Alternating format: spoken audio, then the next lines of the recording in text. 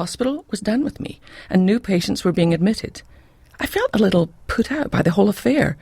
I thought of yelling, "I'm still nuts, you know, I see dead dogs walking," but reconsidered. A cold wind caught me by surprise as I walked from the hospital into the parking lot. It was October and very chilly. Just a month before, I had been terrified to walk through these doors. Now I felt very vulnerable leaving the safety and companionship I had found there. I decided to spend the night in a hotel before driving the 3 hours to Virginia Beach the following day. My only task for the evening was to fill my prescription at a local drugstore. As I sat there, I thought, what if somebody recognizes me and asks what I'm doing? What if they ask an innocent question like, "Oh, did you get strep throat too?" What will I say? The truth was, I was still ashamed that I needed pills to live a normal life. I had resisted the psychiatrist's therapeutic diagnosis in the hospital at first. "I don't want some happy pill," I said. He was gentle with my ignorance and took time to explain that rather than this being a happy pill, it was medication to help my brain function normally. Your brain is not producing enough serotonin, a necessary chemical for proper brain function, which is why you're having trouble thinking clearly and sleeping at night.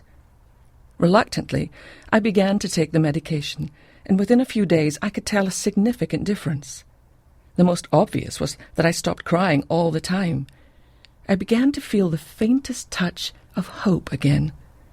Perhaps somehow God would walk me through this labyrinth of despair after all. It's one thing, though, to line up with others who are waiting for their meds. It's quite another when you are abruptly thrust back into the regular population. I was acutely aware of the stigma attached to any kind of mental illness, and I didn't have the words, the strength, or the heart to explain to someone else why I needed this little blue pill. "I don't like this, Lord.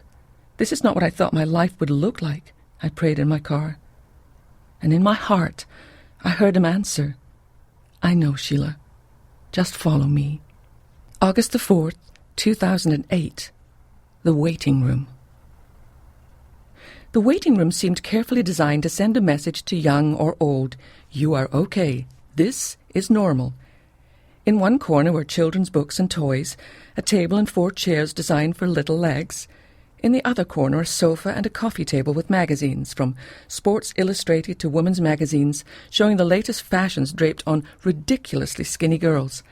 But the fact remained, this was a psychiatrist's office, and no potted plant or magazine could dress up that reality. I pressed a button on the wall next to the doctor's name, and a little red light flashed. I assumed the same indicator went on inside his office to let him know that his next patient had arrived. As I waited, all I could think was, what am I doing here? I'd done my time, had taken my pills. Why was I back in one more soothingly decorated room, prepared for yet another psychiatrist appointment? A door opened, and a man I took to be in his early 40s looked at me. "Sheila?" he asked. I followed him through the door, past other closed doors and into his office. He asked if I'd like something to drink, but I told him I was fine. "So, what brought you here today?" he asked kindly. I almost laughed. I wanted to say, "Well, how long have you got?" But I knew the answer. 50 minutes would be the most he could spare. Instead, I cut to the chase. "It's kind of a long story," I said. "Just think of me as a kid who used to love being pushed on a swing until she discovered that swings are not safe." "Swings?" he inquired. "Well, that's just a starting point, I guess. What I mean is that I went on to discover that life is not safe." Do you trust me? I see these moments now as little movies in my head. I can still picture my childhood park and old rusty swings, and I can remember the fear I felt that day. That fear was a prelude to some of the bigger moments in life, when it felt as if fear might literally consume me. The truth is, these moments and feelings have always been about the same thing, and I can reduce them to one question, not from a doctor, but from God, my Father. Sheila, do you trust me?